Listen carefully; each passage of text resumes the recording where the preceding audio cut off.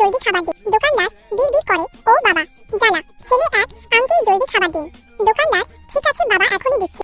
অনেকগুলো চিপসের প্যাকেট নিয়ে, এই নাও বাবা, জলদি খাবার নিয়ে চলে যাও। ছেলে 1, ঠিক আছে আঙ্কেল, এখন আমি যাচ্ছি।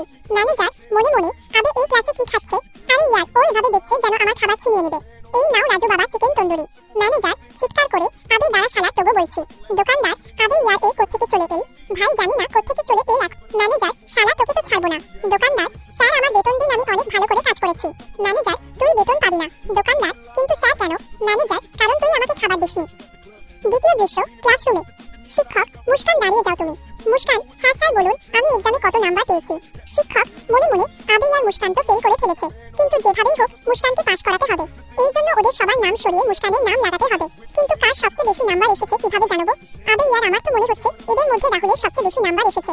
রাহুল মনে মনে, আবে সবচেয়ে বেশি নাম্বার তো আমি পেয়েছি। শিক্ষক, রাহুল বাবা তুমি জলদি দাঁড়িয়ে যাও।